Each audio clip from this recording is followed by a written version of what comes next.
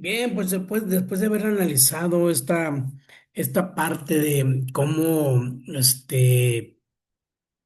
encontramos los problemas que tenía Porfirio Díaz en cuanto a la inequidad de la economía, cómo la industria realmente beneficiaba a unos cuantos, y sobre todo en esa oligarquía que tenía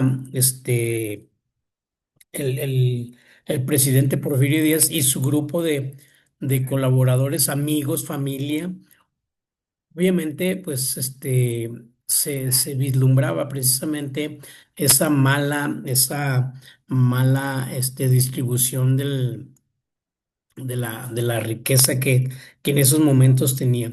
Y para esto, pues vamos a analizar cuál era el modelo económico o la economía del porfiriato en México, que inició precisamente en 1876 y concluyó precisamente después de un año de la revolución de nuestro país, ¿verdad? Obviamente habría que ver cuáles fueron los principales logros del porfiriato en cuanto a la economía y cómo realmente generó esos efectos, no solamente económicos y sociales, sino también cómo este, población se identificaba al principio, hay que ser muy claros, Asenet, nuevamente buenas noches. Hay que ser muy claros que en esta parte, pues sí, al principio, pues todo mundo decía, wow, ya llegó el tranvía, el ferrocarril, wow, o sea, todo era, ahora sí que como luego dicen, ¿verdad? Miel sobre hojuelas.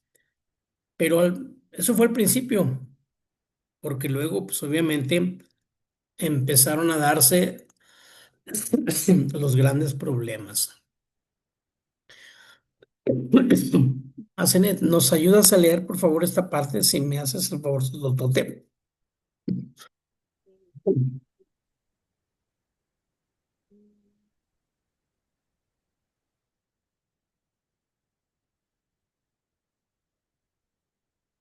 El porfiriato, que se extiende desde 1876 hasta 1911, es un periodo notable en la historia de México, marcado por un crecimiento económico sin precedentes. Aunque este desarrollo fue impulsado por la modernización y la inversión extranjera, también estuvo acompañado de un aumento significativo en las desigualdades sociales que se sentirían las bases para futuros conflictos.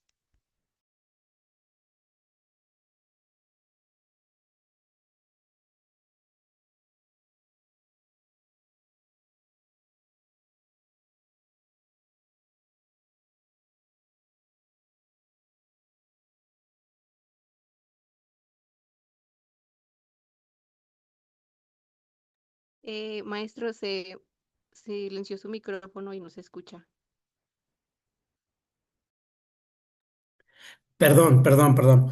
Decía, cuando nosotros encontramos esta inversión extranjera, es que es de ahí donde está la cuna de la economía del porfiriato, que gracias a la inversión extranjera, México empieza a crecer en este trabajo que obviamente pues resultó muy positivo, ¿verdad?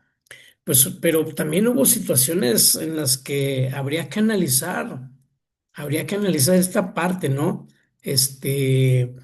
Cómo esta crisis económica que teníamos tras la guerra de reforma, que también hay que ser claros, ¿eh? Porfirio Díaz también vino a traer estabilidad en estas guerras que se tenían en nuestro país. Él estabilizó precisamente esta situación tras la guerra de reforma y sobre todo la intervención francesa. Creo que Porfirio Díaz, eso es algo de lo que sí se le tiene que reconocer porque fue un muy, muy, muy buen gestor y obviamente pues ayudó, ¿verdad? Ayudó a esta situación. La guerra de reforma, obviamente, pues nos trajo consigo pues un periodo muy largo de 6 años que obviamente devastaron a nuestro país, a pesar de que fue de 1957 a 1961, se extendió esta crisis económica porque la verdad es que no veíamos, y si a eso aunamos todavía la intervención francesa, hombre, pues realmente, como lo dije en el vídeo anterior, eh, ¿quién aportaba para poder subsidiar estas guerras? Pues obviamente el gobierno. ¿Bajo qué concepto? Pues bajo préstamos bancarios particulares. Este, Obviamente la infraestructura económica pues realmente se vio muy debilitado y obviamente quienes más padecieron en esos momentos pues fue el pueblo, ¿sí? No solamente fue la pérdida del capital humano, o sea, pues acuérdense que habría que investigar, me llama poderosamente la atención ¿Cuánta, cuánta gente falleció en la guerra de Reforma y cuánta gente falleció en la intervención francesa? Sería un dato muy interesante porque en esta parte tenemos una, mm, ahora sí que un deceso, es que no le puedo decir este descenso, más bien sería una población decreciente, ¿sí? O sea, en vez de que se poblara la ciudad, fue una población decreciente. Y esta población decreciente también se agudizó en 1910. O sea, tuvimos 2 décadas de 1857 a 1867, esta primera década, donde hay una población en descendiente, ¿sí? Y luego después, de 1910 a 1920 hay otra población descendente.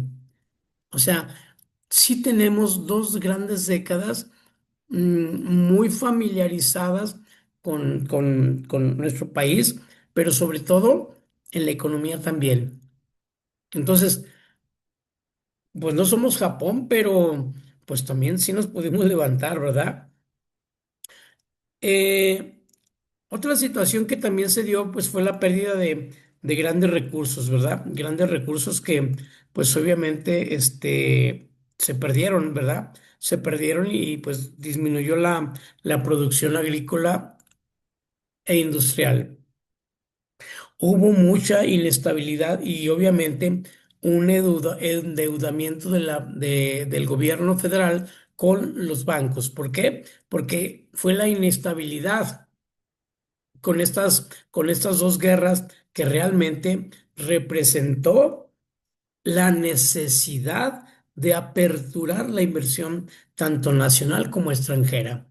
Aquí entran los grandes latifundios, el gran feudalismo, pues a su máxima expresión, ¿verdad? Pero obviamente aquí México ya estaba endeudado desde Santana, Benito Juárez, Santana, y luego nos volvimos a endeudar otra vez con Porfirio Díaz y nos volvimos a endeudar con cada uno de los presidentes de nuestro país que han estado hasta creo, y habría que investigar, porque dice López Obrador que él no pidió un solo centavo. Habría que investigar, ¿verdad? Claudia Sheinbaum pues, todavía no pide nada. Pero sí, en este tiempo, de 1957 a 1911, pues sí, realmente sí se vio, la mano de la inyección del capital nacional y extranjero. Obviamente, pues las capacidades del gobierno para invertir eran muy, pero muy básico, porque pues conllevaba también a los pocos, este, las pocas aportaciones del pueblo en cuanto a las aportaciones como los pagos de prediales, etcétera, etcétera. Eso viene después. Si ustedes se acuerdan, pues obviamente eso es mucho después. Bien, este, otra parte, pues obviamente, una de las grandes gestiones que hizo Porfirio Díaz fue la búsqueda de la inversión, la búsqueda de la inversión extranjera. Esto fue muy satisfactorio. ¿Por qué? Porque eso ayudó a la reconstrucción, ¿sí? A la reconstrucción y obviamente, pues tuvo que buscar la manera, y aquí vienen los incentivos fiscales para atraer capitales que permitieran, pues, generar capital y sobre todo flujo de economía en nuestro país. Y obviamente, pues nuestra infraestructura estaba totalmente deteriorada, perdón.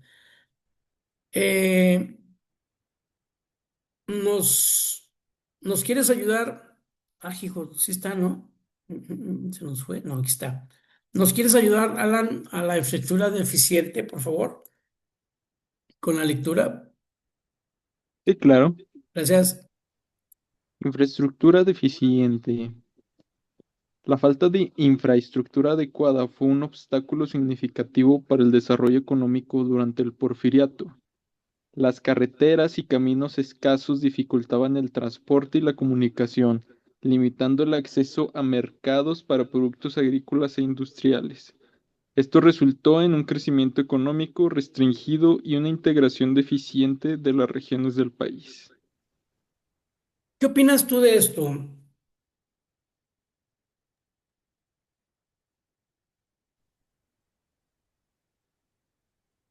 Entendiendo que hubo Pues, dos guerras, ujú. ¿verdad? Hubo la de Reforma y la intervención francesa, y que obviamente no solamente generó decesos, sino que también hubo un gasto.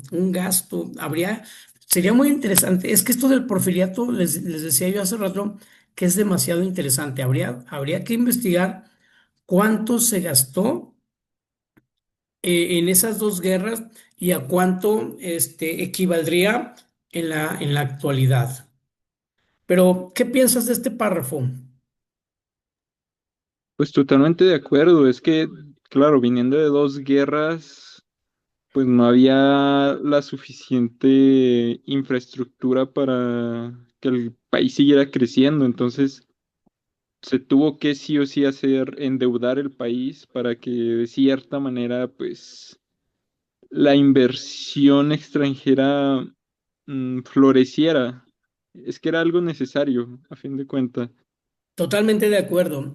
Aunque mucha gente estamos en desacuerdo de que sobre endeudemos al país, pues tristemente en este momento era muy necesario. Creo que ha habido grandes préstamos, pero creo que este era realmente sustentable, sostenible y totalmente posicionado para el pueblo, sobre todo, porque el pueblo es el que sí va a haber beneficiado con este préstamo, aun y cuando pues nosotros teníamos que seguir pagándolo, ¿verdad? Pero obviamente el país sí requería de esta gran inversión.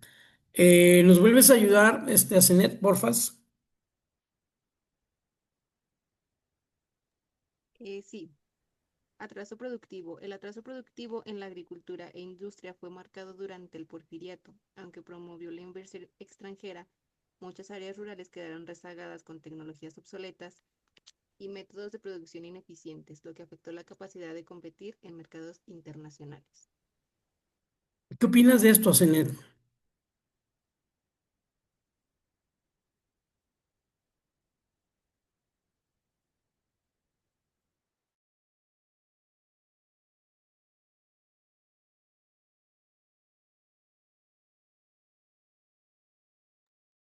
Pues es una idea correcta, ya que aunque el porfiriato impulsó la inversión y la modernización, el progreso pues no llegó de manera pareja.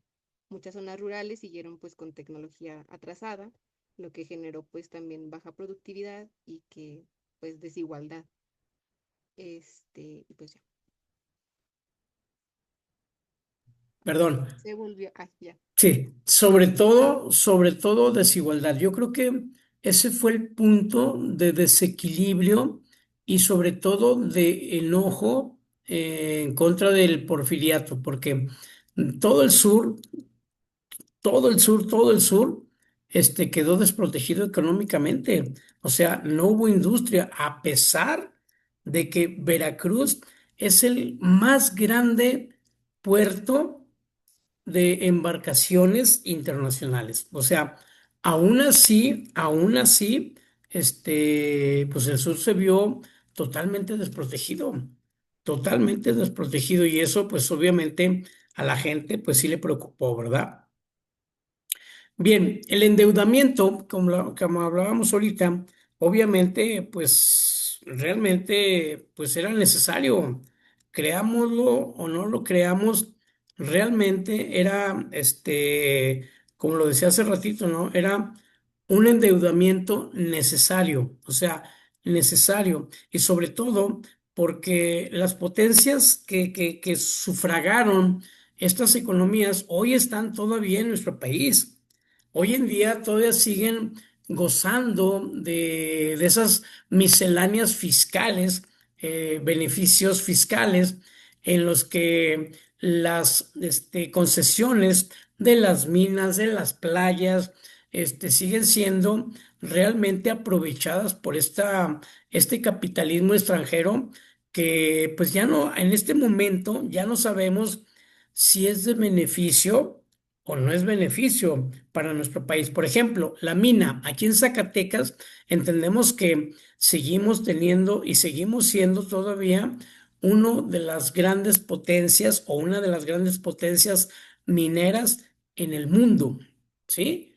En el mundo. Somos la segunda a nivel mundial en plata. Entonces, sí tenemos, imagínense, segundo lugar a nivel mundial.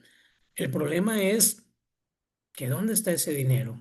O sea, pues se tiene que ir a los países que están concesionando. Sí, pagan sus impuestos, generan empleos, o sea, todo eso.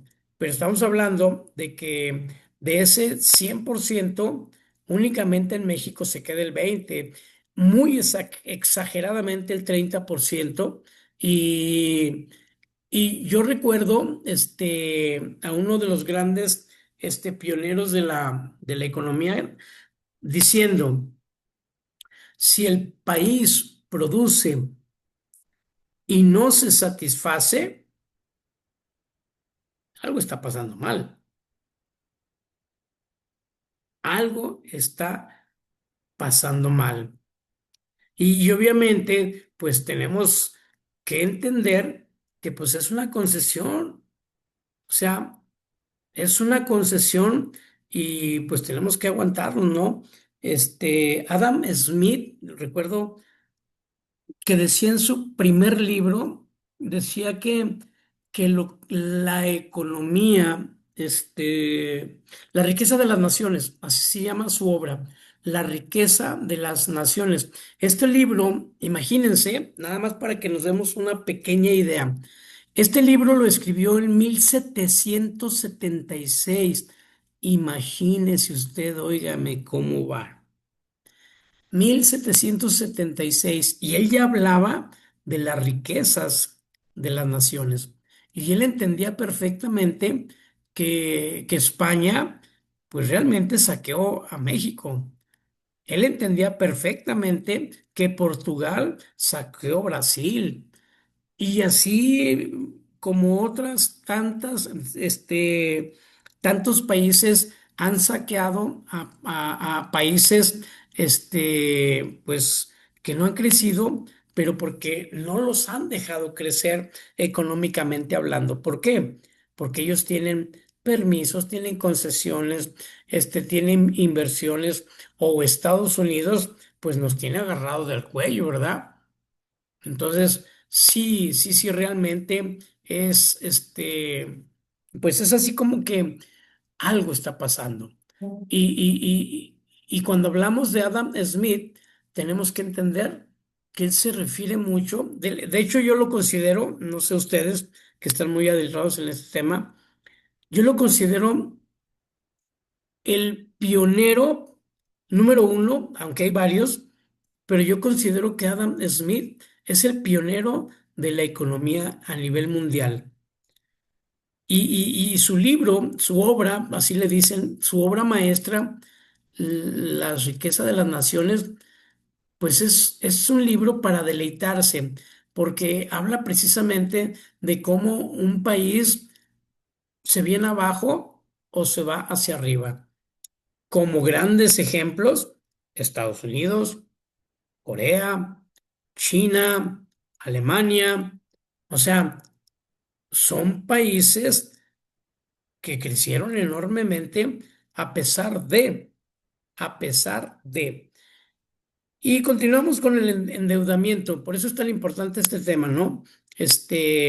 Para poder financiar esta famosa modernización y esta generación de la industria, Porfirio Díaz pues tuvo que forzosamente contraer estos préstamos.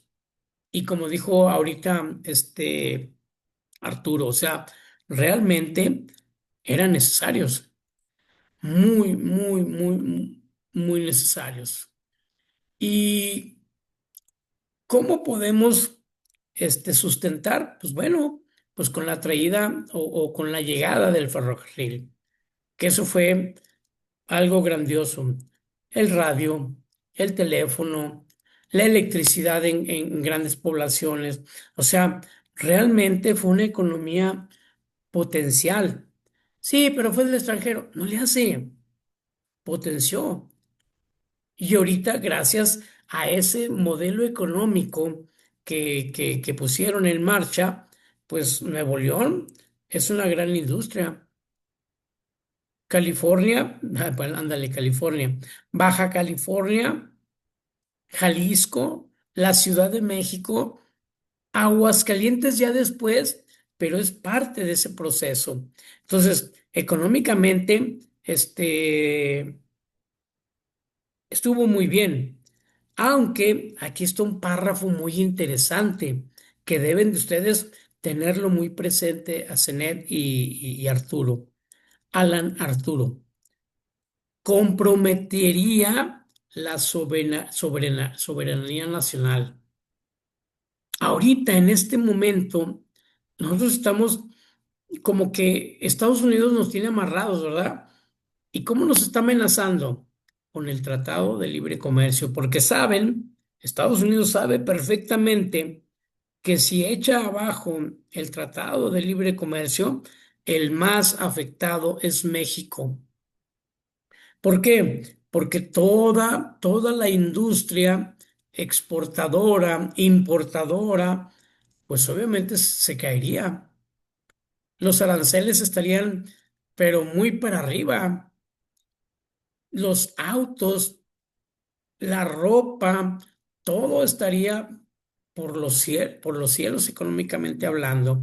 Y obviamente la economía se iría para abajo. Hoy en la mañana, si ustedes se dieron cuenta, el dólar estaba a 17 creo, 17.14 y 17.79 a la venta.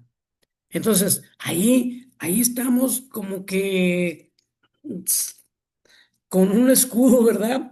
Protegiéndonos de los trancazos que está mandando Donald Trump, pero económicamente,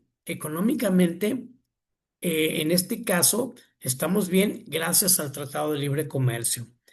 En cuanto Donald Trump eche abajo este tratado, sí podemos vernos perjudicados. Y obviamente estamos viendo algo muy, muy similar a lo que pasó con Porfirio Díaz, que le puede suceder a Claudia Sheinbaum. Si Claudia Sheinbaum vamos a decirlo de esta manera, se agacha la carita, con Donald Trump, va a comprometer la soberanía nacional y la va a comprometer de manera que los soldados, el ICE y todos los demás van a poder entrar a nuestro país. Muchos dicen, ah, qué padre, van a acabar con el narcotráfico. Es algo que no se va a acabar. O sea, sí podrán en un tiempo detenerlo, pero no se va a acabar. O sea, es muy difícil. Esto está desde siglos, o sea, son siglos que ha estado esta situación de los narcos, de los cárteles. A lo mejor la forma sangrienta es la que ha cambiado, pero siempre la droga ha existido. Yo creo que aquí no hay ningún análisis económico que nos diga que no es cierto, ¿no? Pero bueno, aquí el tema es que si Claudio Sheinbaum se agacha y por prevalecer el Tratado de Libre Comercio, sí puede comprometer la soberanía nacional, creo yo. Y obviamente, como dice aquí, ¿verdad? Aumentaría la vulnerabilidad. A lo mejor una crisis no habría, a lo mejor no habría una crisis. ¿Por qué? Porque continuaríamos con el Tratado de Libre Comercio y eso sería pues realmente muy bueno. ¿Qué opinan ustedes sobre este tema, Alan y Asenet? ¿Qué opinan?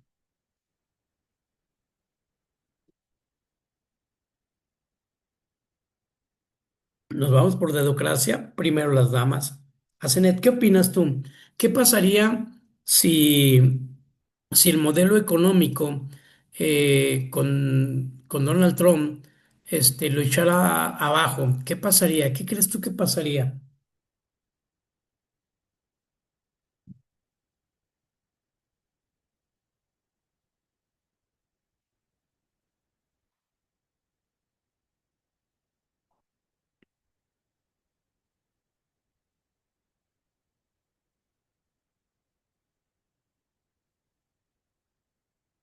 Arturo, mientras piensa Asenet.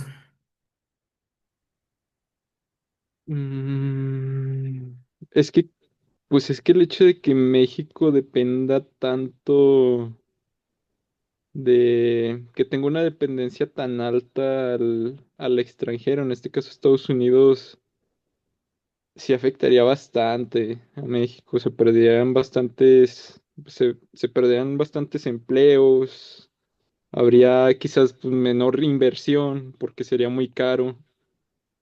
Y como usted lo decía ahorita, sobre las industrias grandes, pues están en manos de Estados Unidos. Entonces, como le digo, afectaría la inversión a México porque saldría muchísimo, muy caro las exportaciones. Totalmente de acuerdo. O sea, yo creo que o la primer característica en el caso de que no hubiera o que se viniera abajo el Tratado de Libre Comercio, yo creo que el primero sería el impacto económico. Los aranceles ¡zum! Se dispararían y obviamente habría barreras comerciales. ¿Por qué? Porque hoy tenemos esa conexión gracias al Tratado de Libre Comercio. Pero creo yo que esta característica o esta consecuencia, yo creo que sería el primero. Asenet, ¿tú qué opinas? ¿Qué opinas con el comercio? ¿Qué crees que pasaría?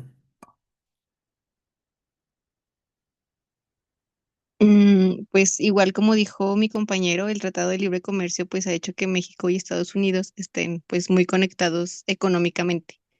Entonces, para México pues ha significado más comercio, más inversión y más empleo, por supuesto, pero también una mayor dependencia pues con el mercado estadounidense. Entonces, esto pues provocaría que cuando Estados Unidos tiene pues problemas económicos o cambie sus políticas, pues México se vería directamente pues afectado.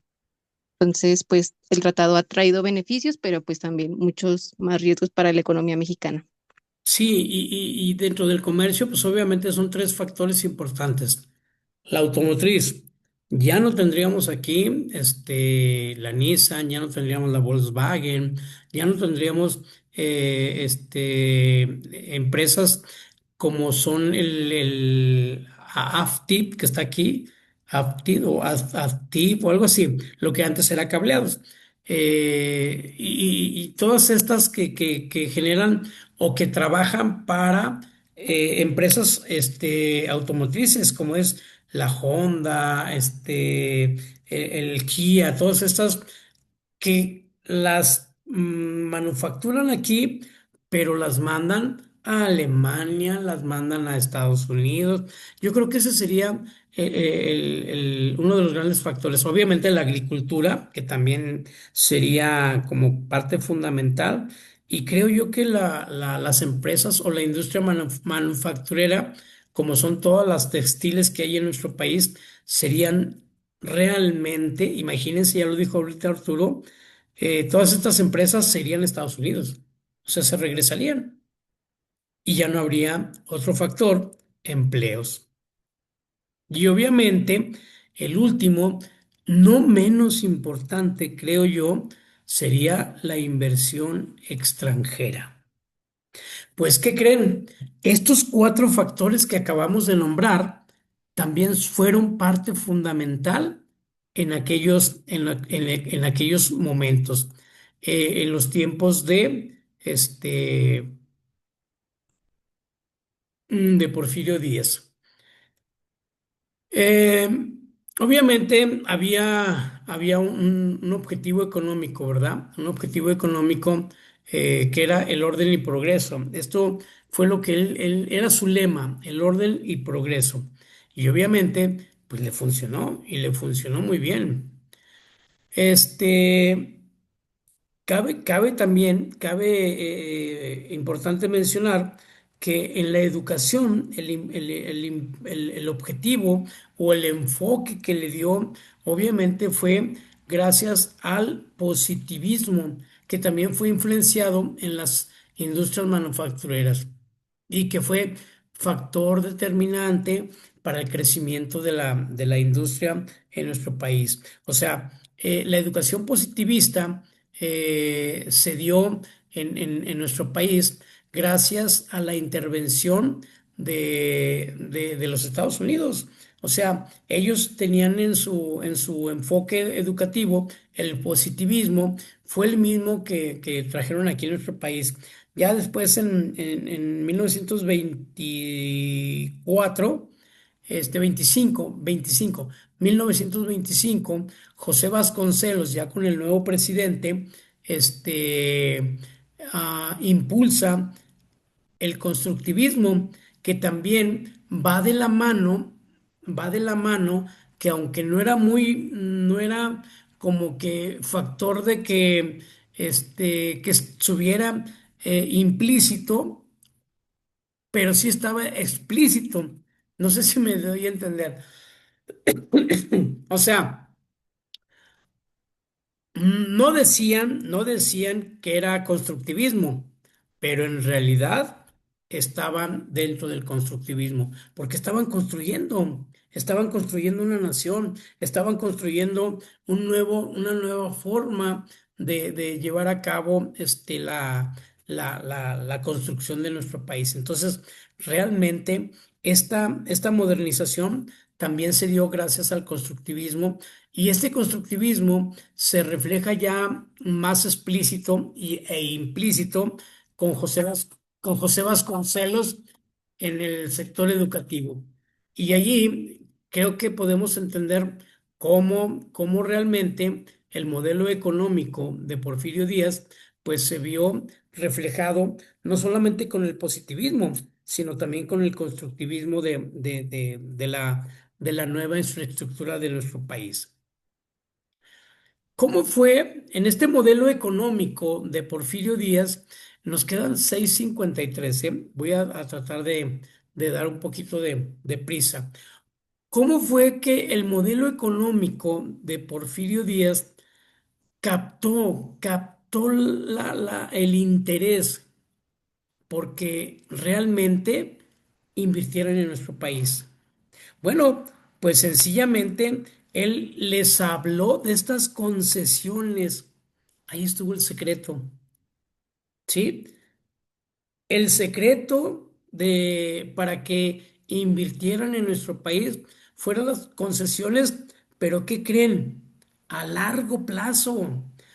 De hecho, López Obrador le acaba de concesionar al Peñasquito 50 años más de concesión para que explore allá por Fresnillo, allá, ya para rumbo a Río Florido, por aquellos lados. Detectaron mucho, mucho mineral y obviamente dijeron aquí todavía podemos encontrar mucho. Obviamente le ofrecen una muy buena inversión al país. Obviamente le prometen mucho, mucho dinero a López Obrador como beneficio para el pueblo. Quiero pensar, no quiero ser mal pensado. Y obviamente fue lo que hizo Díaz Ordaz, ¿sí? Porfirio Díaz, perdón, Porfirio Díaz. Díaz Ordaz es el otro presidente. Fue lo que hizo Porfirio Díaz. Realmente captó el interés de los inversionistas con esta parte, concesiones a largo plazo. Le cedió el ferrocarril, la minería, que hasta en la actualidad la minería sigue siendo cedida y obviamente pues esto trajo una explotación de los recursos naturales de nuestro país. La minería, la agricultura, la ganadería, la pesca, pues obviamente son grandes concesiones para la inversión capitalista de nuestro país. Claro que también vino la política de la industrialización y obviamente vemos los sectores textiles. Acuérdense, posiblemente ustedes no han visto este tema que son los niños, niñas, niños y adolescentes en los trabajos textiles de Porfirio Díaz. O sea, es un trabajo muy padre, es un trabajo muy padre porque hacen una investigación precisamente de cuántos niños trabajaron, niñas, niños y adolescentes en este proceso de la economía de nuestro país. O sea, fueron miles, miles de niños trabajando. O sea, imagínense, por eso cuando llega Vasconcelos, dice, a ver, los niños tienen que ir a la escuela. ¿Por qué? Porque estaban trabajando y desgraciadamente muchas niñas y niños todavía en la actualidad siguen con ese ideal, pero no por ellos, obviamente por los padres de familia y más con la gente del sur que vienen a las cosechas aquí en Nuevo León, en Sinaloa. O sea, ellos trabajan, siguen trabajando con esta idea de que los niños tienen que trabajar. Entonces sí es importante este tema. Es muy padre, ¿eh? Es muy padre. Si quieren echarle un ojito por ahí.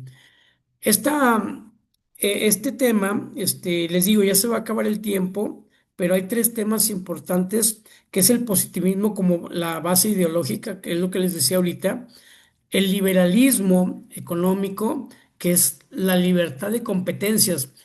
Esta parte es lo que estamos viviendo en la actualidad. O sea, hoy en día tenemos ese liberalismo económico y libre competencia. Ustedes ven las gaseras, gasolineras, minas, o sea, hay de todo, pero hay una libre competencia. Con el general Lázaro Cárdenas, acuérdense que él expropió muchos elementos, dependencias, como el petróleo, como la electricidad, como este, mm, pues sobre todo la industria del petróleo, ¿verdad? Hoy en día, pues nuevamente volvemos a este liberalismo económico y libre de competencia. Pero el siguiente punto, que también es importante, es el progreso a través de la ciencia y tecnología. Sí, creo que sí lo tenemos que leer. ¿Por qué? Porque gracias a esa creencia y a esa ideología de positivismo, la ideología del porfiriato fue en las nuevas innovaciones, como que el ferrocarril, la industria telefónica, eléctrica, o sea, todo esto realmente generó un mercado global aquí en nuestro país. Y obviamente, pues ahí está. Ahí está la parte de lo que nosotros entendemos hoy en día de cómo este modelo económico realmente sobrevivió gracias, gracias a este modelo porfirista. Y obviamente el modelo fundamenta precisamente en la liberación del mercado, la inversión extranjera y la centralización del poder. Estos son los tres elementos del modelo económico de Porfirio Díaz. Bien, pues hasta aquí ha sido todo por el día de hoy. Por ahí les dejaré un trabajo con estos tres puntos que acabamos de ver al final y me van a desarrollar cada uno de estos. ¿Cómo lo ven ustedes? ¿Cómo lo ven ustedes? Se me va a cortar el tiempo, pero les agradezco que hayan estado participando en las dos reuniones. Cualquier cosa, estoy a la orden en el chat. Que descansen y felices sueños. Gracias a Selene, Gracias, gracias buenas noches. Gracias, buenas Alan, noches. que Pues, descansen. gracias Adiós. igualmente.